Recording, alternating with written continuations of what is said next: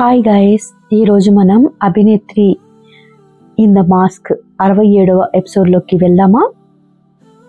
మా నాన్న వ్యాన్ తీసుకొని అభినేత్రి వాళ్ళ దగ్గరికి వచ్చే లోపల ఆ ఊరి జనమంతా కత్తులు తీసుకొని అక్కడికి అడుగు వేయబోయారు. ఇంతలో మా అమ్మకు కాన్పోయింది. ఒక్కసారిగా పిల్లాడి ఏడుపు శబ్దం వినపడేసరికి ఊరిలో తిరగబడిన జనమందరికీ ఎందుకో అనుమానం వచ్చి ఆ చీర చాటున అమ్మాయి ఉండవచ్చేమో, పదండి అటు వెళ్దాం అని లోపలికి వచ్చారు. ఒక్క క్షణంలో అభినేత్రిని చూసేవాళ్ళు ముందుకి అడుగు వేసుంటే వెనుదిరిగి వెళ్లటంతో వారిద్దరి నోరులు మూసి మా అయ్య మరియు మరొక బంట్రోతు వారిద్దరిని గుడి పూజారి ఇంటిలోకి తీసుకువెళ్ళాడు. ఊరి జనం ముందుగానే ఆ గుడి పూజారి ఇల్లు వెతికి వచ్చారు కాబట్టి ఇక అటు సైడ్ పోలేదు. అభినేత్రి వాళ్ళని క్షేమంగా మా నాన్న పూజారి ఇంట్లో దాపెట్టాడు. ఇక ఆ గుడి చుట్టూ వెతికి ఆ ఊరి మున్సుబు గారి మనుషులు అక్కడి నుండి వెళ్ళిపోయారు. అభినేత్రి దూరంగా ఉన్న మా లచ్చిందేవిని చూసి పరిగెత్తుకు అక్కడికి వచ్చింది. వెనక ముందు ఆలోచించలేదు. అక్కడికి ఊరి జనం వస్తారు, తనని పట్టుకుంటారు అనేది కూడా తను లెక్క చేయలేదు. మా లచ్చిందేవి కూడా ఎంతో సంతోషంతో, ఇదిగో దొరసాని, వీడే నీ కోసం పుట్టిన నీవాడు, ఏ పేరు పెడతావో పెట్టు, ఏం చేయమంటావో చెప్పు, వీడిని ఒక గొప్ప ప్రయోజకుడిగా చేసి నీ కోసం సిద్ధం చేసి ఉంచుతా, అప్పటిదాకా నువ్వు అజ్ఞాతంలోనే ఉండు, మన బతుకులు ఎప్పుడు ముసుగు మాటనే ఉంటాయి కదా ఇక్కడ ఉంటే, కనీసం ఆ ముసుగు బయటన ఏం జరుగుతుందో మీరైనా చూడండి అని చెప్పింది. అభినేత్రి మా లచ్చిందేవి చేతిలో చెయ్యి వేసి, అత్త, నువ్వంత మాట అనకు, మామ మాతోనే ఉన్నాడు, మమ్మల్ని జాగ్రత్తగా మేము ఎక్కడికి వెళ్ళాలో అక్కడికి తీసుకువెళ్తారు, నేను ఇక వెళ్ళి వస్తాను అని వెళ్ళబోతుంటే ఆ చిట్టి బాబు చెయ్యితో అభినేత్రి చిటికిని వేలుని పట్టుకున్నాడు గట్టిగా. బయట నుండి ఒక్కసారిగా వర్షపు జల్లు గుడిలోకి కొడుతూ గుడి గంటలు మోగాయి. గుడిలో పైన తగిలించిన పూలదండలో నుండి గులాబీ రెక్కలన్నీ వాళ్లపై పడ్డాయి. పైనుండి కావాలని ఏ దేవుడో ఈ సమయాన్ని వాళ్ళకిచ్చినట్లుగా అక్కడ ప్రకృతి అంతా ఆహ్లాదంగా ఏర్పడింది. మా లచ్చిందేవి నా బిడ్డకు పేరు పెట్టి చిట్టి తల్లి అని అభినేత్రిని అడిగింది. నువ్వే చెప్పావు కదా అభిమన్యుడిలాగా పెంచుతాను అని, వీడికి అభిమన్యు అని పేరు పెట్టు అత్తా, కానీ చరిత్రలోని అభిమన్యుడిలాగా కాదు, వీడు అర్ధాయుష్తో ఉండడు, నిండు నూరేళ్లు సంతోషంగా ఒక ప్రయోజకుడిలాగా తెలివితేటలతో ముందుంటాడు, నువ్వు చెప్పినట్లే నన్ను వెతుక్కుంటూ వస్తాడులే నాకు తోడు ఉండటానికి, నేను వెళ్ళి వస్తా అత్తా, నువ్వు జాగ్రత్త, నీ ఆరోగ్యం జాగ్రత్త అని చెప్పి అక్కడి నుండి మా అయ్యతో వెళ్ళిపోయింది. అభినేత్రిని మంత్రిగారి అబ్బాయిని ఊరి పొలిమేరలో దాటించాడు మా నాన్న. ఇంతవరకు మేము దాటించాము, ఈ పక్క నుండి వేరొక వ్యాన్లో పక్క ఊరి బంట్రోతు మీకు సహాయం చేస్తారు దొరసాని, మీరు జాగ్రత్తగా వెళ్ళిపోండి, ఒక నెల రోజుల దాకా ఇటు సైడ్కి రాకూడదు, నువ్వు కూడా అని జాగ్రత్తలు చెప్పి మా అయ్య వెనుతిరిగి వచ్చాడు. నాకైతే అదంతా చూస్తుంటే దిమ్మ తిరిగిపోతుంది. ఏంట్రా బాబు, నా గతంలో ఇన్ని ట్విస్టులా, ఇది కలనా నిజమా, ఇది నిజంగా జరిగిందా అని నేను నోరు తెరుచుకొని చూస్తున్నాను. నా గుండెలో లబ్డమ్ అనే శబ్దం కొత్తగా వినపడుతున్నట్లు నాకు అనిపించింది. ఏంటి ఇప్పుడు నేను అభినేత్రి అని పిలుస్తున్న ఆమె ఆ మంత్రి గారి కోడలు నాకు పేరు పెట్టిందా? హేయ్, ఇదంతా చాలా అంటే చాలా ఫన్నీగా ఉంది. ఇది ఎలా సాధ్యం? అభినేత్రి 13 ఏళ్ల వయసులో నేను పుట్టానా? నా 13 ఏళ్ల వయసులో నేను తనని చూశానా? ఏంటి మ్యాన్ ఈ చిత్రం, ఏం జరుగుతుంది అసలు, ఏంటి దేవుడు ప్లాన్ అని నా మనసులో ఎన్నో పరిపరి ఆలోచనలు. నా ఇంటిని నా తల మీద కొట్టి, నీ ఆలోచనలు ఇక ఆపి అక్కడ జరిగేది చూడు అని చెప్పింది. వాళ్ళు ఆ రాత్రంతా ప్రయాణం చేసి చెన్నై తీరంకి వెళ్ళారు. అక్కడ వాళ్ళ కోసం సిద్ధంగా ఉన్న ఒక షిప్ ఎక్కి వాళ్ళు బయలుదేరారు. అలా వాళ్ళ ప్రయాణం కొన్ని రోజుల తర్వాత జపాన్కి చేరింది.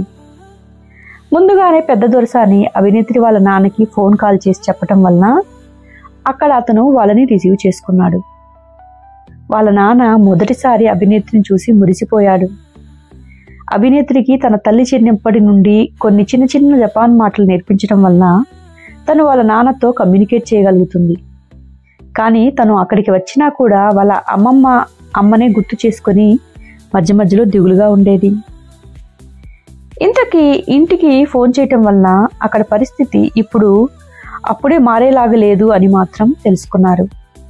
నువ్వు ఇక్కడికి రావద్దు, అందరికీ నువ్వే అభినేత్రికి హెల్ప్ చేశావని తెలిసిపోయింది అని మంత్రి గారి అబ్బాయితో తన తండ్రి చెప్పాడు.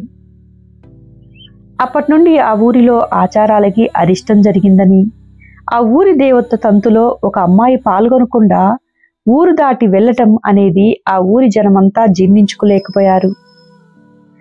ఎక్కడ దొరికినా సరే ఇక తప్పకుండా వారిద్దరిని అమ్మోరు తల్లికి అగ్నికి ఆహుతం చేయాల్సిందే అని నిర్ణయించుకున్నారు.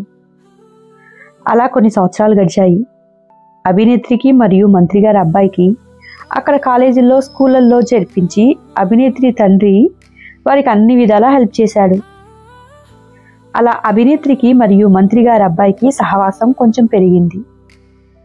మంత్రి గారి అబ్బాయి తన ఫ్రెండ్కి అప్పుడప్పుడు ఫోన్లో మాట్లాడుతూ ఉండేవాడు. అభినేత్రి స్నేహం వలన తనని కొంచెం మర్చిపోతున్నాడు. వీరిద్దరికీ పెళ్ళైతే తప్ప ఆ ఊర్లో అడుగు పెట్టద్దు అని ఆ ఊరి పెద్దలు నిర్ణయించడం వలన అభినేత్రి అమ్మమ్మ దొరసానికి సీరియస్గా ఉండటం వలన వారిరువురు ఇండియాకి బయలుదేరి వచ్చారు.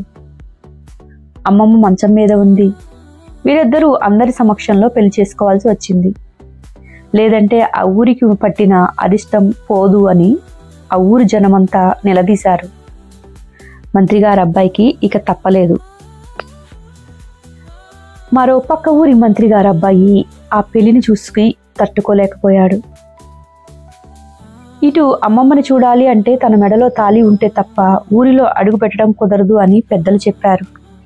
ఇక చేసేదేమీ లేక అందరి ముందు మంత్రి గారి అబ్బాయితో అభినేత్రి పెళ్లి ఘనంగా జరిగింది.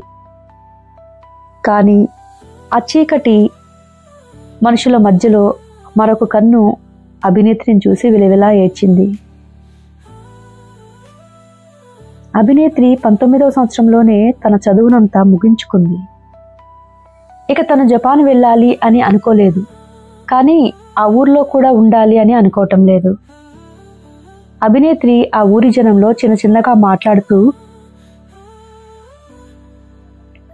ప్రతి ఒక్కరి ఆలోచనలో మార్పు తీసుకురావటం చేసింది.